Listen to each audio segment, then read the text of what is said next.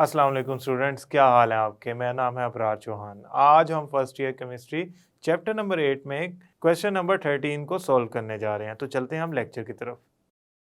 Students, now we are going to solve question number 13। इसका part A जो है, part A, ये आप डिटेल में पढ़ सकते हैं लेक्चर के अंदर। मैंने जो Lowry Bronsted concept of acid and base पढ़ाया है, उसमें मैंने सारी एग्जैक्ट डेफिनेशंस और एसिड और बेस के कॉन्सेप्ट को, Lowry Bronsted acid and base concept को एक्सप्लेन किया है। सो आई वुड रेफर कि आप इस कॉन्सेप्ट को वन बाय वन स्टडी करें डिटेल में। उसकी वजह क्या है? उसकी वजह ये है कि ये इम्पॉर्टेंट लॉन्ग क्वेश्चन है, तो वहाँ पे सारी डेफिनेशन और इसकी डिटेल अवेलेबल है। कॉन्जुगेट एसिड और कॉन्जुगेट बेसिस भी वहाँ पे अवेलेबल है। सो बजाय इसके कि हम इस लॉन्ग क्वेश्चन को दोबारा अटैम्प्ट करें, मैं आपको रेफ़र कर दूंगा कि आप लेक्चर्स के अंदर इस लोरी ब्रोंस्टेड कॉन्सेप्ट को स्टडी कर लें। हम इसमें जो पार्ट बी है उसको स्टडी करते हैं, which is more important as a short question. तो पार्ट बी क्या है? एसिटिक एसिड जब वाटर में डिज़ोल्व होता है तो ये वाटर को प्रोटॉन दे देता है, लेकिन जब ये सल्फ्यूरिक एसिड में डिज़ोल्व होता है तो सल्फ्यूरिक एसिड इसको प्रोटॉन दे देता है। ये क्या बात हुई? मीन्स ये क्या रोल है? देखें, आप एसिटिक एसिड वाटर में ऐड करें तो वाटर इससे प्रोटॉन एक्सेप्ट कर लेगा या एसिटिक एसिड वाटर को प्रोटॉन दे देगा, तो बनेगा CH3COO- और hydronium ion as a positive. देखें, एक असूल है केमिस्ट्री का, ये मैं आपको पहले बता दूं ताकि आप इनकी तरफ जाने से पहले इस चीज़ को समझ लें। Ka वैल्यू डिसाइड करेगी कि कौन किसको प्रोटॉन देगा। ठीक है, डिसाइड प्रोटॉन डोनर से वाटर एसिटिक एसिड की जो Ka वैल्यू है एट 25 डिग्री, जो कि आपकी बुक में टेबल 8.7 में गिवन है, वो है 1.85 10⁻⁻⁵, which indicate it is a weak acid. Water की जो Ka वैल्यू है वो है 1.8 10⁻⁻16 और सल्फ्यूरिक एसिड की जो Ka वैल्यू है आपके पास सल्फ्यूरिक एसिड की, वो बहुत लार्ज है, 10⁻2, which is very strong acid. अच्छा, अब गौर से सुननी है आपने बात। मैंने कहा है कि Ka वैल्यू डिसाइड करेगी प्रोटॉन डोनर कौन होगा, यानी कि एसिड कौन होगा, कौन प्रोटॉन डोनेट करेगा। Ka वैल्यू जिसकी लार्ज होगी वो डोनेट करेगा, Ka वैल्यू जिसकी स्मॉल होगी वो एक्सेप्ट कर लेगा। अब ऊपर वाले मामले में इक्वेशन में जो रेड कलर की मैंने लिखी है, इसमें वाटर की जो Ka वैल्यू है वो लेस है, कार्बोक्सिलिक एसिड यानी कि एसिटिक एसिड की जो Ka वैल्यू है वो मोर है एज़ कम्पेयर टू वाटर। तो मैं क्या देख रहा हूँ कि कार्बोक्सिलिक एसिड ने अपना प्रोटॉन वाटर को डोनेट कर दिया, क्योंकि वो वाटर के मुकाबले में स्ट्रॉन्गर एसिड है, क्योंकि वाटर के मुकाबले में उसकी Ka वैल्यू ज़्यादा है। मैं ऐसा करता हूँ, इसी कार्बोक्सिलिक एसिड को सल्फ्यूरिक एसिड के साथ मिक्स करता हूँ। अब उल्टा हिसाब होगा यूं कि मेरे पास सल्फ्यूरिक एसिड अपना हाइड्रोजन आयन डोनेट करके HSO4 माइनस में कन्वर्ट हो जाएगा, और जो आपका ये कार्बोक्सिलिक एसिड है ये हाइड्रोजन आयन एक्सेप्ट कर लेगा। ये हाइड्रोजन आयन को क्या कर लेगा? एक्सेप्ट कर लेगा, यानी कि CH3COOH2 बन जाएगा एज अ पॉजिटिव। समहाउ ये बन गया पॉजिटिव, इसने हाइड्रोजन आयन एक्सेप्ट कर लिया। अब इसमें जो डोनर है वो सल्फ्यूरिक एसिड है कार्बोक्सिलिक एसिड को। उसकी वजह क्या है? सल्फ्यूरिक एसिड की जो Ka वैल्यू है वो ज़्यादा है, स्ट्रॉन्ग है acid, as compare to carboxylic acid.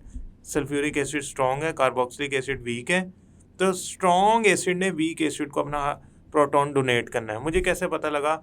Sulphuric acid की Ka वैल्यू ज़्यादा होती है as compare to carboxylic acid या एसिटिक एसिड, लिहाजा सल्फ्यूरिक एसिड डोनेट करता है प्रोटॉन, क्योंकि उसकी एबिलिटी ज़्यादा, वो स्ट्रॉन्ग है, उसको रिप्लेस कर देता है। इसको समझने के लिए ना मैं आपको एक ऐसी एग्जांपल देता हूँ जो क्लासरूम से रिलेटेड है। से ये आपके पास एक चेयर है और इस चेयर पे एक क्लास 1 का स्टूडेंट बैठा है, क्लास 1 का, कमज़ोर सा, वीक सा। तो आप फर्स्ट ईयर के स्टूडेंट हैं, आपने क्या किया, 11th क्लास के स्टूडेंट ने आके चेयर पे जो 1 क्लास का स्टूडेंट बैठा है इसको उठाया और इसकी जगह बैठ गए। आपने जो क्या किया, रिप्लेसमेंट कर दी, यानी कि आप स्ट्रॉन्गर हैं तो आपने अपनी बात मनवाई, आपने अपनी बात मनवाई, आपने प्रोटॉन डोनेट करना पसंद किया। अच्छा, आप बैठे हैं इस चेयर पे और यहाँ पे कोई टीचर आ गए हैं। अब टीचर तो क्लास 11 के स्टूडेंट से ज़्यादा बात मनवा सकते हैं ना, क्योंकि ये स्ट्रॉन्गेस्ट हैं। ये अगर स्ट्रॉन्ग है तो इसके मुकाबले में जो टीचर होगा वो मोर स्ट्रॉन्ग होगा, ये वीक होगा। तो आप समझें ये वाटर है, क्लास 1 का स्टूडेंट, ये आप हैं, इसे आप कह लें कार्बोक्सिलिक एसिड है, और जो टीचर है वो है सल्फ्यूरिक एसिड। 11 क्लास का स्टूडेंट क्लास 1 को हुक्म दे सकता है, प्रोटॉन डोनेट कर सकता है, टीचर क्लास 11 वाले को हुक्म दे सकता है, प्रोटॉन डोनेट कर सकता है। So it is a kind of pass the buck वाली सिचुएशन है कि आप कार्बोक्सिलिक एसिड को प्रोटॉन डोनेट कर रहा है और क्लास 11 वाला 1 को प्रोटॉन डोनेट कर सकता है, क्योंकि हमेशा स्ट्रॉन्गेस्ट से वीकेस्ट की तरफ आप यूँ समझें प्रोग्रेस होती है ऑर्डर्स की। तो जो सल्फ्यूरिक एसिड और स्ट्रॉन्गेस्ट है तो वो कार्बोक्सिलिक एसिड को अपना प्रोटॉन डोनेट कर देगा। Now let's move towards the next question.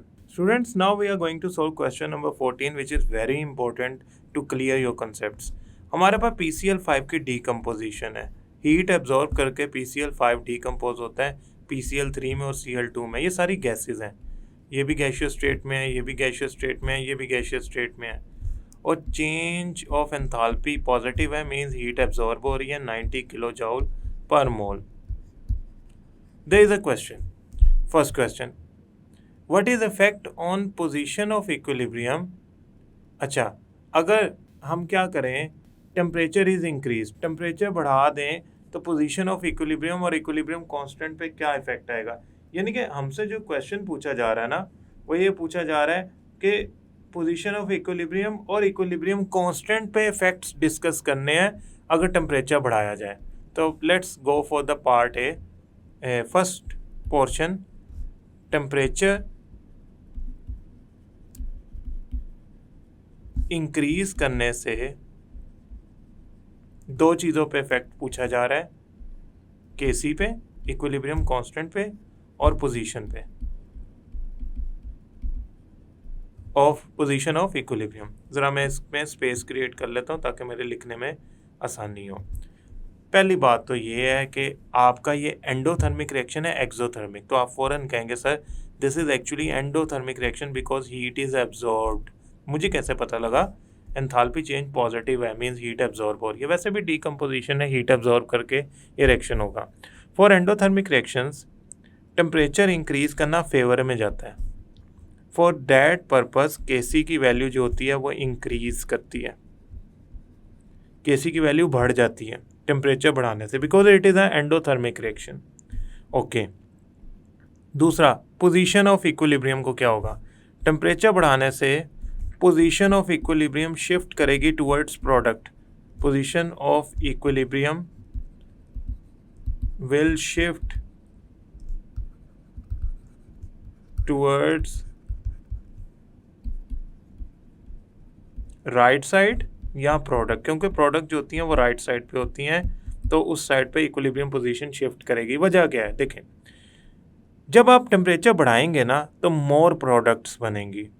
More products बनने का मतलब ये है कि आपका रिएक्शन ज़्यादा फॉरवर्ड डायरेक्शन में जाना शुरू हो जाएगा, उससे केसी भी बढ़ जाएगा और पोजीशन ऑफ इक्विलिब्रियम भी शिफ्ट कर जाएगी टुवर्ड्स राइट साइड। अब इसको मैं अगर लिखना चाहूँ तो मैं यूँ लिखूँगा कि PCl5 decomposes into PCl3 Cl2। तो आप टेम्परेचर बढ़ाएंगे तो केसी की वैल्यू इंक्रीज कर देगी, साथ साथ पोजीशन ऑफ इक्विलिब्रियम से पोजीशन यहाँ पे है इक्विलिब्रियम की, वो शिफ्ट करना शुरू कर देगी टुवर्ड्स द राइट साइड। और अगर मैं टेम्परेचर कम करता तो वो शिफ्ट करना शुरू कर देती टुवर्ड्स द लेफ्ट साइड। अब ये हो क्यों रहा है, ये इसलिए हो रहा है क्योंकि ये एंडोथर्मिक रिएक्शन है। एंडोथर्मिक रिएक्शन में टेम्परेचर बढ़ाना फेवरेबल है। फॉर एंडोथर्मिक रिएक्शंस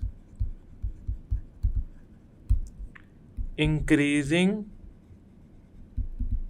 temperature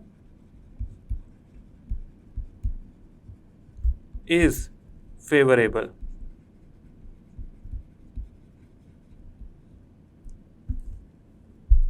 अब इसको दूसरी तरीके से भी समझें कि आपका रिएक्शन हीट एब्जॉर्व करके प्रोडक्ट बनाता है, तो आप जितनी हीट ज़्यादा देंगे उतनी ज़्यादा प्रोडक्ट बनाएगा. ओके, नाउ आई होप आपने अंडरस्टैंड कर लिया टेम्परेचर का fact. The second is volume of container is decreased. Volume of container अगर कम हो जाए, वॉल्यूम ऑफ कंटेनर के लिए हमें केसी कांस्टेंट का जो एक्सप्रेशन है वो निकालना पड़ेगा. सो हम चलते हैं इसके सेकंड पार्ट की तरफ, पार्ट 2 की तरफ.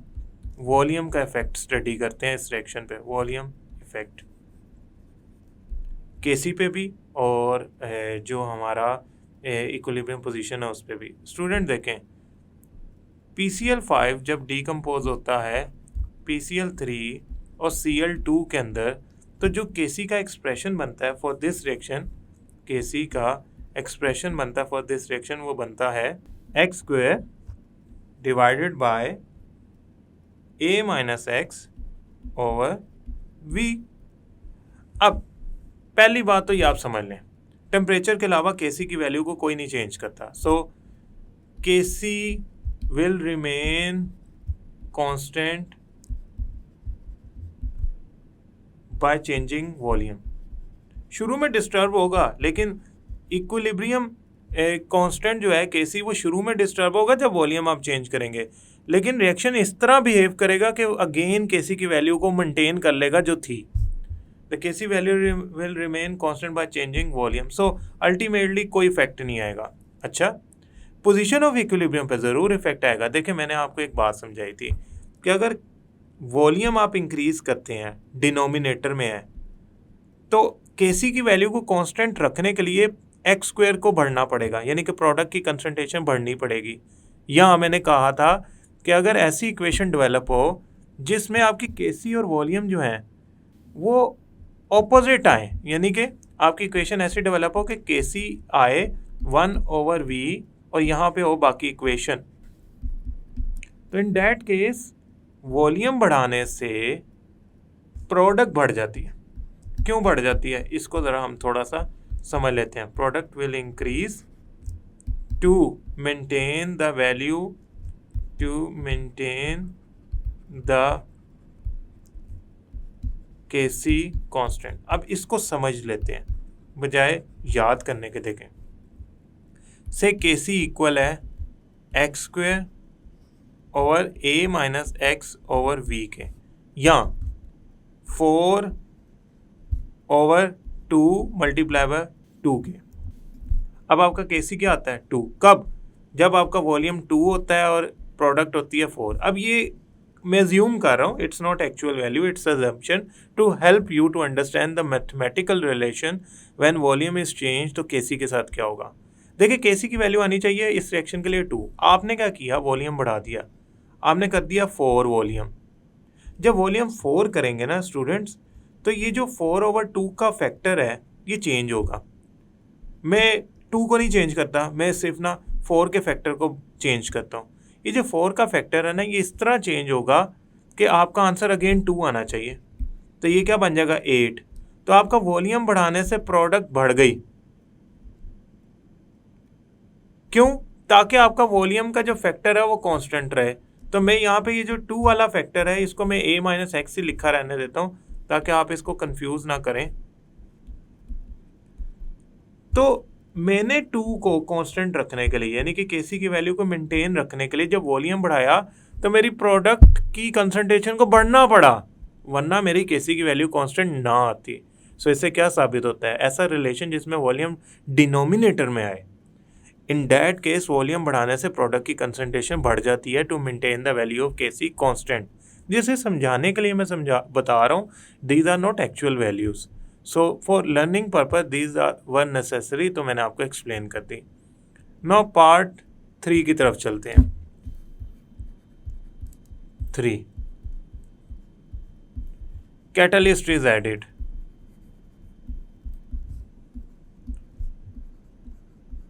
पहली बात तो ये कैटलिस्ट करता क्या है. कैटलिस्ट जो होता है catalyst improves rate of reaction किस किस के लिए, फॉरवर्ड के लिए एज वेल एज रिवर्स के लिए, फॉरवर्ड के लिए एज वेल एज रिवर्स के लिए। क्या करता है कैटलिस्ट, बढ़ा देता है किसको, रेट ऑफ रिएक्शन को, किसके लिए, फॉरवर्ड रिएक्शन और रिवर्स रिएक्शन दोनों के लिए। तो ओवरऑल इफेक्ट क्या हुआ, आप कहेंगे सिर्फ इक्विलिब्रियम अर्ली इस्टेब्लिश हो जाएगा लेकिन डिस्टर्ब नहीं होगा, क्योंकि अगर वो फॉरवर्ड को बढ़ाता रिवर्स को ना बढ़ाता तो in that case equilibrium disturb हो जाना था, या रिवर्स को बढ़ा देता फॉरवर्ड को ना बढ़ाता तो इक्विलिब्रियम डिस्टर्ब हो जाना था, लेकिन ऐसा नहीं हुआ। सो इक्विलिब्रियम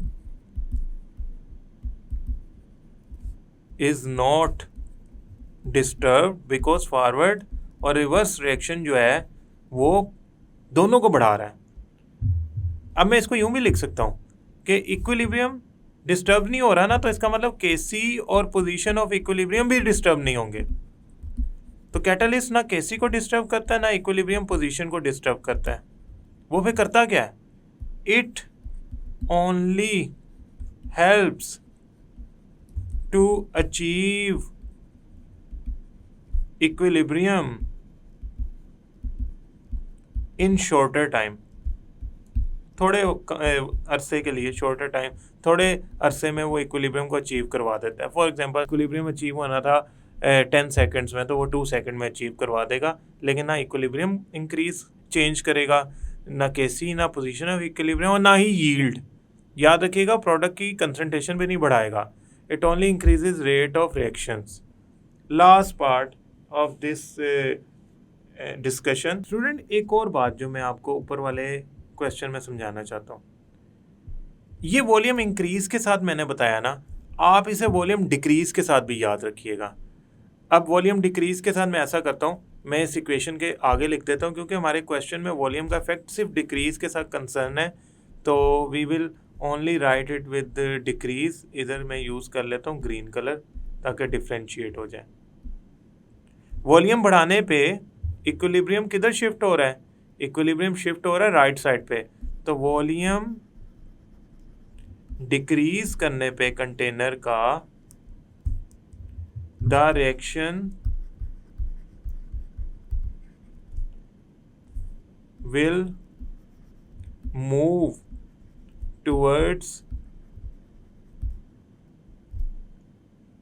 लेफ्ट साइड, यानी कि उल्टा हो जाएगा जो हमने पहले डिस्कशन किया उसके मुकाबले में। इस पॉइंट को मैं आपको एक और कैटेगरी या एक और टाइप के ज़रिए समझाऊंगा। अभी हम ज़रा लास्ट पार्ट कर लें, उसके बाद हम इस पॉइंट को एक और तरीके से समझने की कोशिश करते हैं। Now in our last part we are actually part 4। अगर मेरा ये रिएक्शन है PCl5 decomposes into PCl3 and Cl2, अगर मैं क्लोरीन ऐड कर लूँ तो ली शर्टलियर प्रिंसिपल के मुताबिक इफ प्रोडक्ट्स आर एडिड, तो प्रोडक्ट ऐड होगी, ठीक है, the net reaction will move towards reverse direction,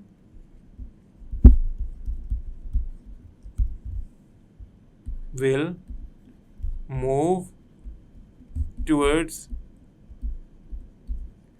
reverse direction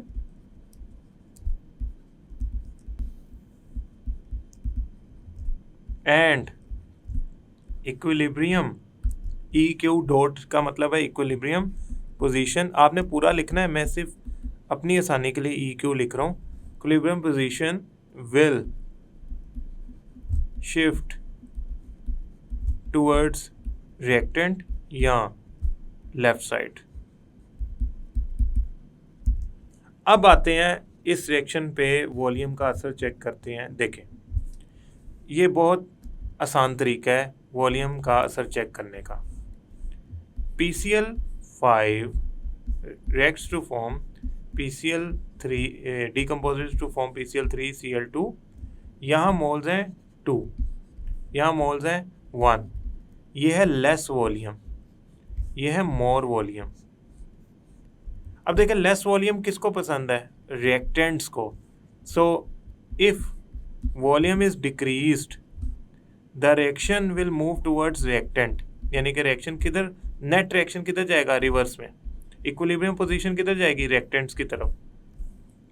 अब वॉल्यूम ज़्यादा, यानी कि ज़्यादा नंबर ऑफ मोल्स का मतलब है ज़्यादा वॉल्यूम। तो वॉल्यूम अगर मैं इंक्रीज करता हूं तो मैं रिएक्शन को फेवर दे रहा हूं कि प्रोडक्ट्स की तरफ जाए। Volume is increase the reaction जो होगा वो मूव करेगा फॉरवर्ड डायरेक्शन में towards the product.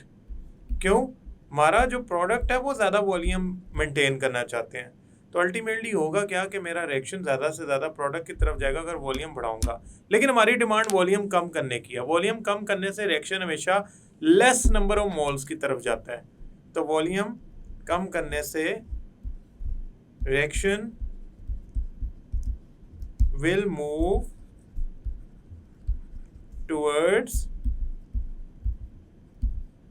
Less number of moles. बात खत्म हो गई और आपका ये प्रोसेस कंप्लीट हो गया डिस्कशन का। आई होप स्टूडेंट ये लेक्चर आपको समझ आया होगा। नेक्स्ट लेक्चर तक के लिए अल्लाह हाफिज़।